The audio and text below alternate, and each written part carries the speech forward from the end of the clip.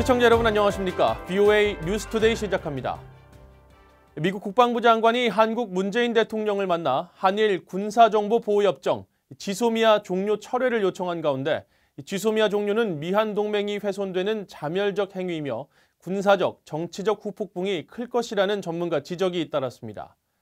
방위비 분담금 문제는 동맹 관계를 견고히 하는 수준의 증액을 논의해야 한다는 지적도 나왔습니다. 김영교 기자가 첫 소식 전해드립니다. 브루스 클링너 헤리티지 재단 선임연구원은 한일 군사정보보호협정 지소미아가 이달 23일 종료되면 후폭풍이 클 것이라고 말했습니다. 지소미아는 한국과 일본 사이의 군사정보 교류뿐 아니라 한국과 미국 간 정보 교류에도 큰 도움이 되었다면서 지소미아가 종료되면 북한의 핵미사일 도발 위협에 신속히 대응하기 어려워진다고 지적했습니다. There are both military and political consequences. It signals that there's trouble amongst the allies and the countries defending against North Korea. It enables North Korea and China to drive a wedge between South Korea, Japan, as well as with Washington. So it's not a good thing to occur. 게리 세이모 전 백악관 국가안보회의 대량살상무기 조정관은 지소미아 종료로 인한 영내 정치적 부작용을 지적했습니다. Cooperation in the face of a military threat. Which of course will be very welcome. 지소미아 종료에 대한 직설적 비판도 이어졌습니다. 군사 전문가인 브루스맨의 랜드 연구소 선임 연구원은 자기 발등을 찍는 행위라고 비판했고, 데니얼 스나이더 스탠포드대 연구원은 한국 스스로 안보 이익에 반하고 미국과의 안보 동맹을 훼손시키는 자멸적 행위라고 지적했습니다. 방위비 분담금 협상과 관련해선 해당 국가의 합리적인 증액이 필요하다는 지적이 나왔습니다. 마이클 오헬론 브루킹스 연구소 선임 연구원은 과도한 분담금 인상은 미한 동맹에 부정적인 영향을 미칠 것이라면서도 한국이 방위비를 얼마나 부담하는지 따져볼 필요는 있다고 말했습니다. It's realistic to have a negotiation about how much South Korea pays for our presence in South Korea, and perhaps a 10 or 20% increase in that kind of support could be appropriate and desirable, and so that's where I hope things wind up. 전문가들은 미국이 동맹국들에게 급격한 방위비 분담금 인상을 요구해 이익을 내겠다는 자세는 옳지 않다면서 해외 주둔 미군은 미국에도 이익이 된다는 사실을 잊어선 안 된다고 강조했습니다. VOA 뉴스 김현경입니다. 한국 정부가 북한 선원 2명이 동료 16명을 살해했다면서 북한으로 추방한 사건에 대해 국제사회 비난이 잇따르고 있습니다. 법치국가 정부가 사법 절차를 준수하지 않아 선원들을 사지로 몰았다는 지적인데 한국 정부는 국민 안전을 위한 조치라고 강조하고 있습니다. 김영권 기자가 보도합니다. 한국 정부의 북한 선원 강제 추방에 대해 앰너스티 인터내셔널과 휴먼 라이츠 워치 등 수십 개 인권단체들이 성명을 잇따라 발표하고 있습니다.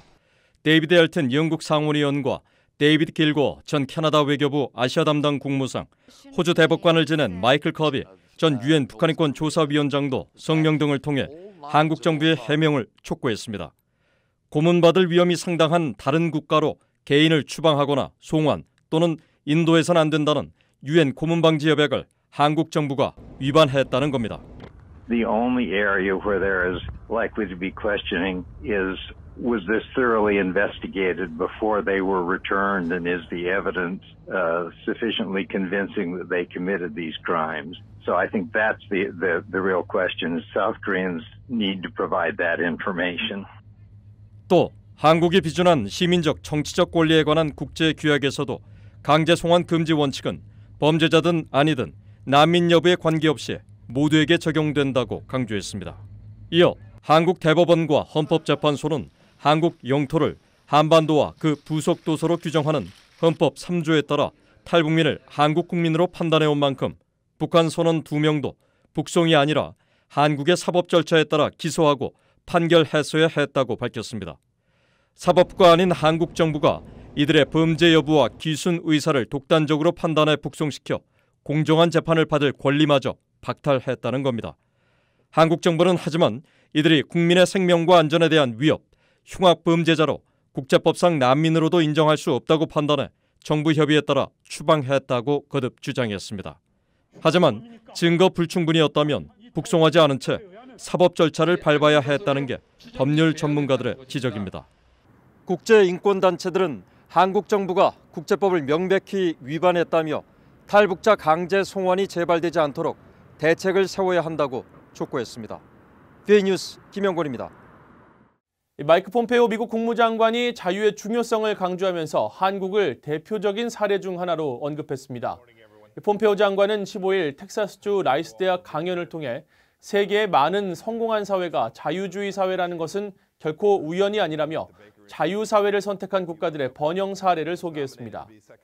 폼페이오 장관은 그러면서 북한에 대한 별도의 언급 없이 자유민주주의를 채택한 한국과 타이완을 예로 들고 태평양의 기둥인 이들의 번영을 보라면서 폴란드나 발트해 국가들처럼 공산권 국가였다가 자유를 선택한 나라들의 발전상도 함께 언급했습니다.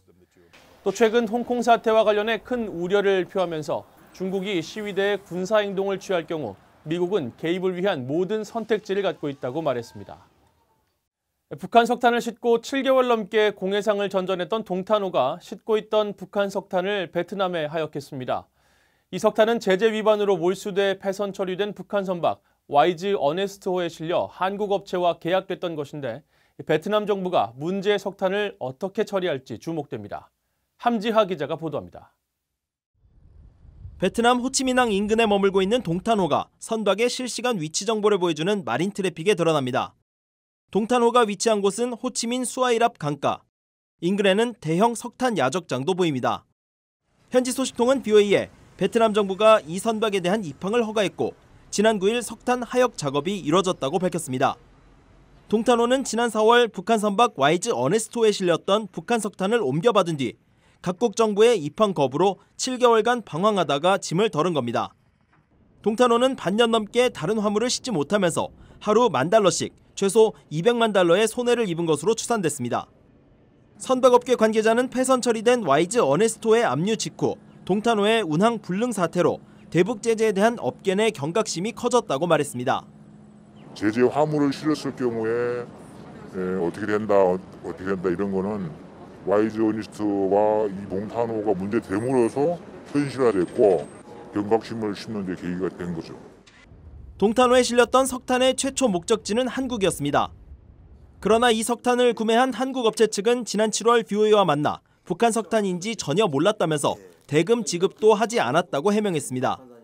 북한 석탄은 현재 베트남 세관이 관리하는 것으로 전해졌습니다.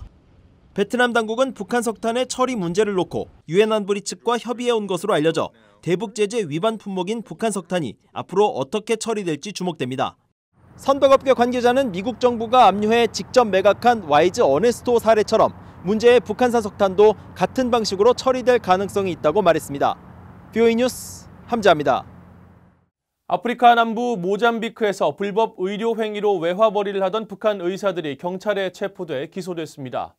모잠비크 현지 언론에 따르면 모잠비크 북부 카보 델가도주 경찰은 주도인 펜바에서 북한 국적 의사 6명이 불법으로 사설 병원을 개설해 의료 행위를 벌이는 것을 적발해 기소했으며 북한 국적 의사들은 불법 외과 진료를 한 혐의를 받고 있습니다. 또 이들이 사용한 의약품과 의료용품은 모잠비크 국립의료시설에서 유출된 것으로 파악됐으며 시설 폐쇄 당시 환자와 보호자 4명이 입원 중이었다고 현지 경찰이 밝혔습니다. 미국 연방법원이 스페인 주재 북한 대사관 습격에 가담한 한국계 미국인 크리스토퍼 안 씨의 스페인 송환 심리를 당초 예정됐던 1월에서 내년 5월로 연기하고 이 내용을 연방법원 시스템에 게시했습니다. 앞서 안 씨의 변호인은 지난달 법원에 제출한 서류를 통해 법적 방어를 위한 충분한 시간이 필요하다며 송환 심리 연기를 요청했었습니다. 이에 대해 미국 검찰은 안 씨의 송환이 늦춰지게 될 것이라며 반대했지만 법원은 변호인의 요청을 받아들여 내년 5월 1일을 심리일로 결정했습니다. 미국 민주당의 유력 대선 후보 가운데 한 명인 조 바이든 전 부통령이 북한이 바이든 후보에 대해 거친 논평을 내자 북한 김정은 위원장과 도널드 트럼프 대통령을 비판했습니다.